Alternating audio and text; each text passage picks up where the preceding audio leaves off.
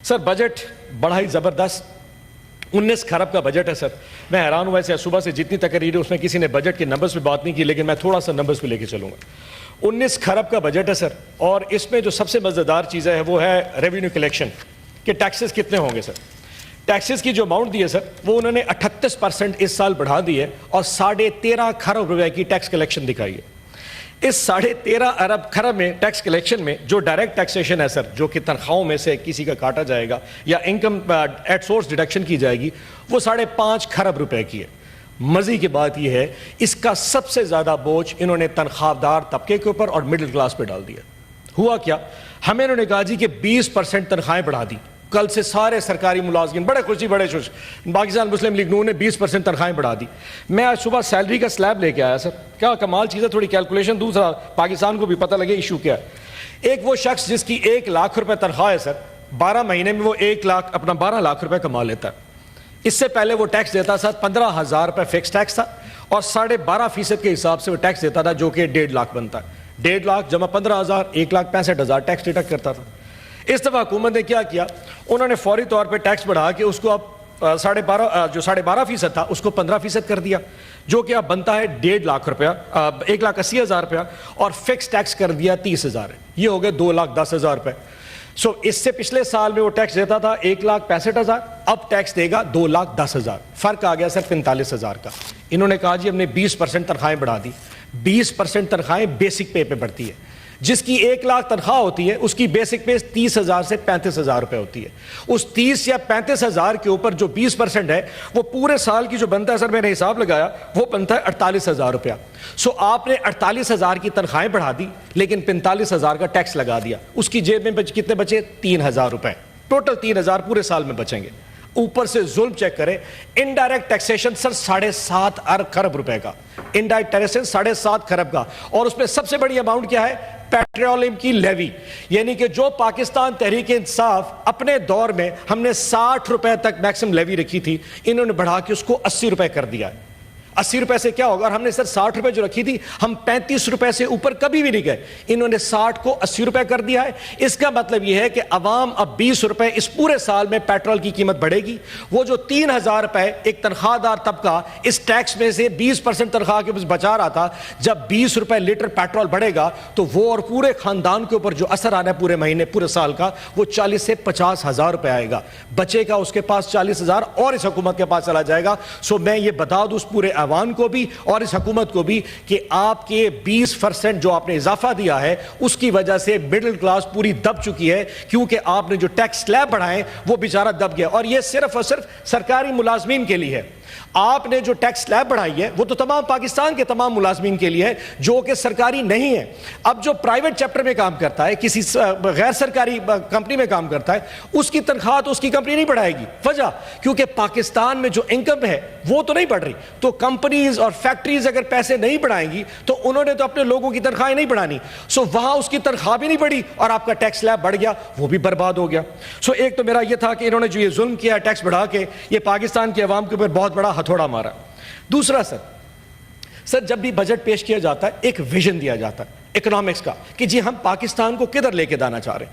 ابھی پورا کا پورا ایک کانوائے جناب پاکستان مسلم لیگ نون کا اور گورنمنٹ کا چائنا گیا ہوا تھا. بڑے بڑے لوگ بھی گئے ہوئے تو سوٹ پہن کے ہمیں فوٹو دکھائی کہ سارے 1 پیج پہ کٹھے چلتے نظر آ رہے تھے. حیران ہوں سر, یہ وہاں پہ چائنا میں ایک شہر کے ڈپٹی میئر سے مل کے آئے ہیں, جس شہر کی ویلیو پاکستان میں وہی ہے جو ایک ملتان کی ویلیو ہے, وہاں چائنا کا ملتان کے ڈپٹی میئر سے مل کے واپس آ گئے. بھائی آپ نے جا کے ان سے سیکھنا ہے تو ان کے ویژن سے سیکھیں, ان کے اسپیشل اکنامک زون سے سیکھیں. یہاں پہ 9 اسپیشل اکنامک زونز ہیں. بجٹ میں ایک ایسا چیپٹر نہیں رکھا کہ سی پیک کے اوپر ان اسپیشل اکنامک زون میں کوئی ایک فیکٹری لگا دے, ان پروڈکٹس اور گڈز اینڈ سروسز کے لیے کوئی مراعات بنا دے. کچھ نہیں رکھنا, صرف چائنا سے بھیک مانگ کے واپس آ جانی. کوئی ویژن ان کے پاس نہیں تھا. حیرانی کی بات یہ ہے, ہمیں کہتے ہیں ہم پی آئی اے بیچ رہے ہیں, ریلوے بیچ رہے ہیں, اسٹیل مل بیچ رہے ہیں. وجہ کیا ہے, اس کی وجہ بھی یہ ہے سر, قانون یہ ہے کہ پہلے ایک آرگنائزیشن کو بنایا جاتا ہے, پھر اس میں بھرتیاں کی جاتی ہیں. پی آئی اے میں پاکستان پیپلز پارٹی نے دبا کے بھرتیاں کی ہیں, ساری سیاسی بھرتیاں. ایم این اے تیرے 100 ملازم, فلانے ایم پی تجھے 50 بندے مل جائیں گے.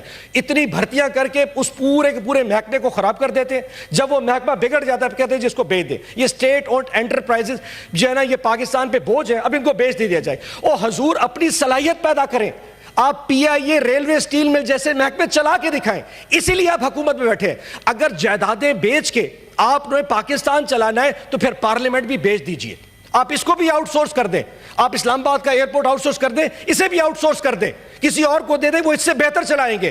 ہم نہیں چلا پا رہے. جس طرح آپ سے حکومت نہیں چل رہی, یہ پارلیمان بھی نہیں چل رہا. میں خالی کرسیوں کو بیٹھ کے ریکمنڈیشن دے رہا ہوں جہاں ایک منسٹر ایم این اے یہاں نہیں بیٹھا میری بات سننے کے لیے. یہ پارلیمان, یہ تقریریں سب فضول ہے حضور. یہ صرف ایک ڈرامے بازی عوام کو دکھانے کے لیے. ہم بھی ڈرامے بازی کر رہے ہیں ان کو بتانے کے لیے کہ ہم تمہاری جنگ لڑ رہے. حقیقت میں میری تقریر کوئی بھی نہیں سن رہا.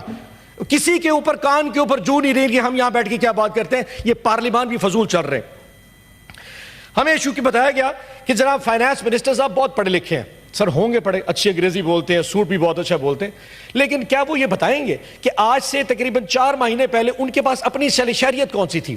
ہمارے تو پاسپورٹ کینسل کر دیتے ہیں نا جی, کہ جی پاسپورٹ کینسل ہے. آپ سارے کے سارے, کیونکہ جو لوگ جا کے اسائلم سیکر انگلینڈ, امریکہ, آسٹریلیا جا رہے ہیں, ان کے پاسپورٹ کینسل کر دو. یہ دوسری شہریت نہیں رکھ سکتے. صاحب بہادر خود ہالینڈ سے واپس آئے ہیں. ان کے پاس دوہری شہریت ہالینڈ کی تھی. مارچ میں انہوں نے ہالینڈ کی شہریت چھوڑی ہے اور پاکستان کے وزیر خزانہ بن چکے. بھئی ہالینڈ کے شخص کو کیا پتا کہ کاموکی میں کیا مسئلہ ہے؟ اس کو کیا پتا راجن پور کی تحصیل جامپور میں کیا مسئلہ چل رہا ہے؟ وہ بیٹھ کے اسلام آباد ٹھنڈے آفس میں سوٹ پہن کے آتا ہے, میں نے بہت سٹرکچرل ریفارمز کر دی ہیں. تمہیں کیا پتا ہالینڈ کی تکلیفیں اپنے برداشت کرو گے یا ہمارے یہاں پاکستان کی تکلیفیں بتائیں؟ امپورٹڈ ایک فائنانس منسٹر ہم پہ نافذ کر دیا ہے جس کو پتا کک نہیں ہے, اور ملا ان کو بھی جہیز میں. جب یہ سارے اکیلے ملتے مجھے بھی کہتے یہ پتہ نہیں کیا ظالم 2 چیزیں میں تحفے میں دے دی ہیں, ایک وزیر داخلہ, ایک وزیر خزانہ. لیکن حضور اب برداشت کیجئے گا. اگلا سر ہمیں کہتے ہیں جی 3.5% کا گروتھ. بھئی ہمارے دور میں 6% پہ, باقی کامران صاحب آپ کے لیے, ہمارے دور میں 6% کا گروتھ تھا جب حکومت چلا رہے تھے, جب آپ ریجیم چینج لے کے آئے. آج 3.5% کے اوپر ساری کی ساری گورنمنٹ بڑے تبلے بجا رہی ہے جی بڑی گروتھ ہوگی. 3.5% تو شاید اس ٹائم مالدیپ اتنا سا جزیرہ ہے, اس کی گروتھ بھی اس سے زیادہ ہوگی جس کے پاس ٹورزم کے علاوہ کچھ نہیں ہے. بنگلہ دیش, نیپال, بھوٹان, پورے اس وقت ایشین کنٹریز میں سب سے کم گروتھ پاکستان کی ہے, کیونکہ یہاں پہ نااہل لوگ ہم پہ نافذ کر دیے گئے ہیں.